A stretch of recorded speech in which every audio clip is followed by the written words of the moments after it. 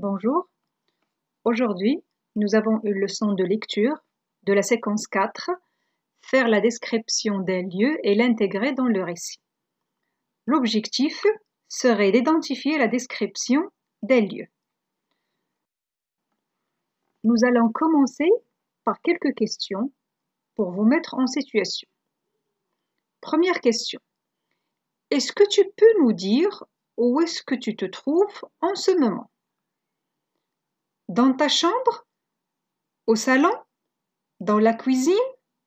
Précise où tu es maintenant.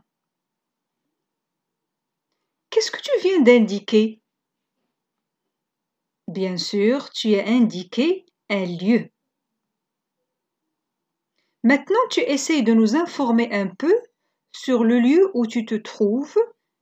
Est-il grand, petit, sombre? Il se trouve en haut, en bas. Sais-tu ce que tu es en train de faire en donnant des informations sur le lieu où tu te trouves? Bravo! Tu décris. Je vous invite maintenant à regarder avec moi ces quelques images. Ils vont vous permettre de mieux comprendre le texte support. Image numéro 1, elle représente une case. Une case, c'est une sorte de hutte, de cabane.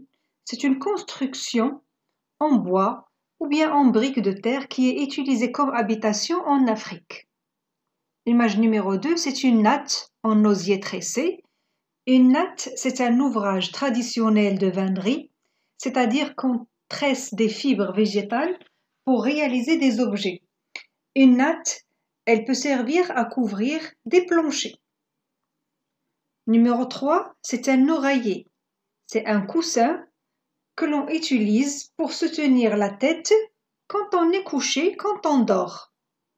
Les oreillers, elles peuvent être remplis de kapok. Le kapok, c'est une fibre végétale que l'on tire de fruits de plusieurs arbres tropicaux. Il est utilisé comme matériau de remplissage pour les matelas, les oreillers et les coussins. Numéro 5, c'est une caisse à outils. C'est une boîte où l'on range des outils comme un marteau, un tournevis. Et bien sûr, ces outils, on les utilise pour réparer, fabriquer ou entretenir des objets à la maison ou ailleurs. Image suivante, numéro 6, c'est un boubou. C'est une longue tunique ample, c'est un vêtement traditionnel africain. Numéro 7, c'est une peau de prière. C'est un tapis de prière fait avec la peau d'un mouton ou d'une vache. Et dernière image, elle représente une marmite en tôle. C'est un récipient métallique utilisé pour cuire des aliments. On va passer au texte de lecture. Je vais lire. La case de mon père était faite de briques en terre battue et on y pénétrait par une porte rectangulaire. À l'intérieur, un jour avare tombait d'une petite fenêtre. À droite, il y avait le lit, en terre battue, comme les briques, garni d'une simple natte en osier tressé et d'un oreiller bourré de kapok. Au fond de la case, et tout juste sous la petite fenêtre, là où la clarté était la meilleure, se trouvaient les caisses à outils. À gauche, les boubous et les pots de prière. Enfin, à la tête du lit, il y avait une série de marmites contenant des extraits de plantes et d'écorces. Ces marmites avaient toutes des couvercles de tôle.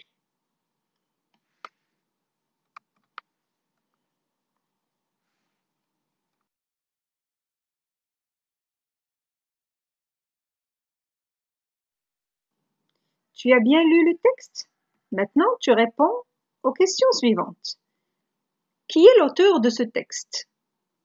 Quelle est la source de ce texte? De quoi parle le narrateur dans ce texte? Que fait le narrateur dans ce texte?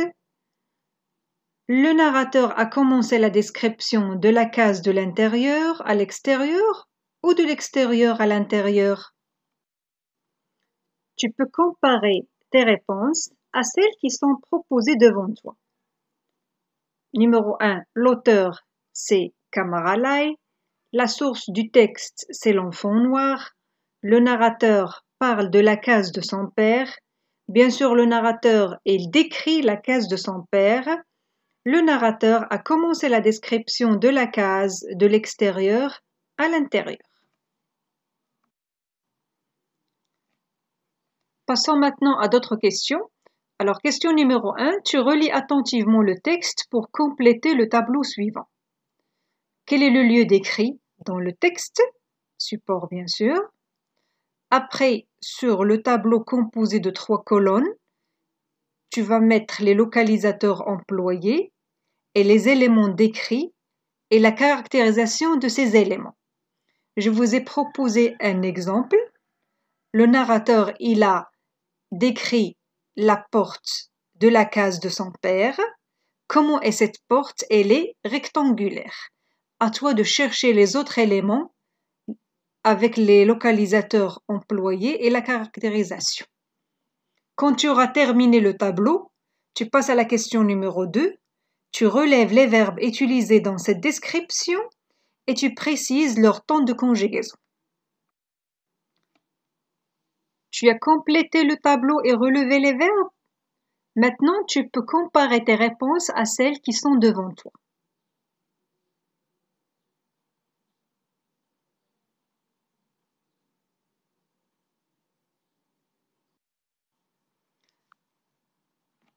Alors, qu'est-ce que je retiens?